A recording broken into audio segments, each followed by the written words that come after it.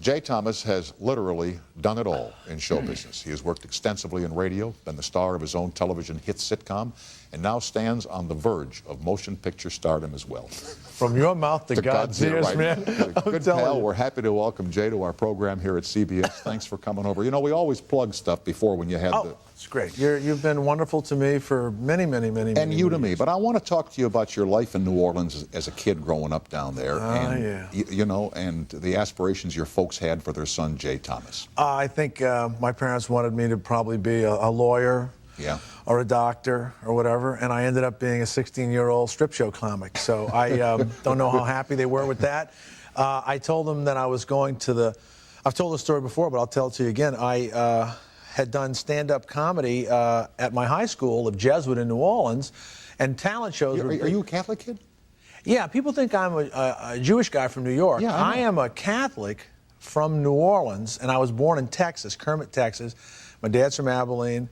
He's in oil business, moved to Louisiana. My mother's from Patterson, Louisiana. And this is a New Orleans accent. And my friend Eddie Herbert, who's here tonight, who owns the Lincoln Bay Cafe in Santa Monica. Thank you. I'm there a lot myself. If you go we'll stop by. You could sign autographs for us. Exactly. Yeah. You think that he is from Brooklyn or New Jersey or whatever. And it's a New Orleans accent that I think is probably a center city accent. It must be from the Italians. I would never have guessed until I read your bio this afternoon that you're a Southern boy. Never. And the Catholic thing, I was once given an award as a Jewish actor. And the woman called me from B'nai B'rith or whatever, and she was saying, come get the award. And I said, I'm not available that night or whatever. She says, she says, do you know anybody else who would be available? No, and then I said, and I'm not Jewish. And there was like a dead silence, like I was going to tell a joke. And I said, no, ma'am, I'm not Jewish at all. And then she said, you called me ma'am. I said, yeah, I'm from the South. And I can't, I could not stand up and accept this award without saying that, I wasn't Jewish. And I've learned a lot about being Jewish from being on television. And when I was in New York, I would go, these Heidi Chronicles that Wendy Wasserstein wrote. I did a play called Isn't It Romantic that Wendy Wasserstein wrote that may have been the beginning of that. And I played Murray Schlimbovitz, who had changed his name to, I think, Murray Silver or whatever. And then I wanted to go back to being a more Orthodox Jew. And, I've been through every Jewish ceremony there is on television, on the stage, and I'm a nice Catholic kid. And former Catholic. And Jesuit. Jesuit, greatest education. Isn't it wonderful? It is the greatest education. No question. Same here. I had the same thing. Yeah, and people say, well, why is that? It has nothing to do with the religion. It's just that they are the educators of the Catholic Church. They're dedicated to that. I believe you have to have a... And did you write up on the upper corner AMDG? Oh, you betcha. Yeah, Ad Majorem Dei Gloriam, for the greater honor and glory of God. And over here... I didn't see anything new in college until I was a junior. And then I started failing. But, the first 2 years, I did great. But I was very happy. I started acting there. I started my comedy there. And you tell a little story about what it means to be a comedian when the comic meets a very beautiful and attractive woman after he's done his evening of work. You know the one I mean? Yeah. Well, and it's a true story. And this is the definition of a comedian. Yeah, well, someone said to me, when you were a kid and you were 16 and there were these naked women around, was it like showgirls? And I said, no, I never noticed them. I didn't have sex early in my life. I didn't. And they say, well, why? There's a story about a comic who's in Boston, and a woman comes backstage, and she comes in and she closes the door and she says, oh, man, I've got to have you now. I saw you tonight, and you are the most incredible thing. And she begins to take her clothes off, and she says, I have to have you now.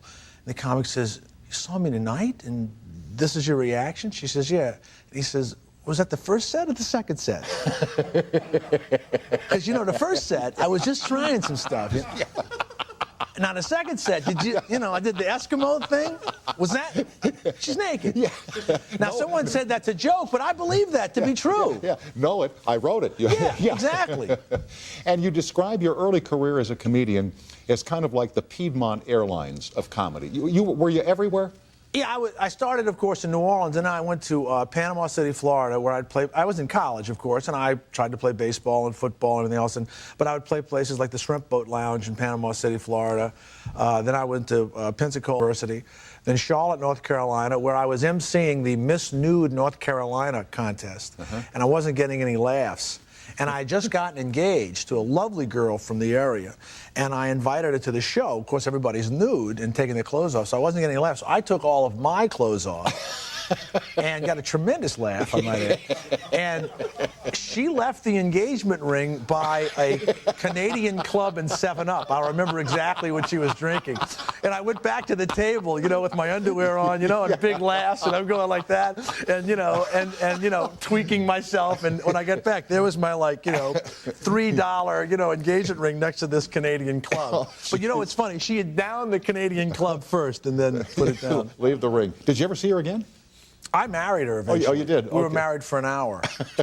I mean, it was like one of those, you know, first 30 minutes was great, and the next 30 minutes, you know, how do we get out of this? Yeah, or the early part of our marriage was fine, but then we left the church. Yeah. And, you know, she was a delightful gal, and, you know, I just was driven to be something else other than married. And we were married literally a minute or two. It was horrible. We'll be back on the air on radio with Jay Thomas at 800-952-2788. I say on radio because I want to talk to you about that medium. You and I share experiences in radio broadcasting, I was in radio for a long time. which we treasure greatly. Yes. We'll be right back after these announcements.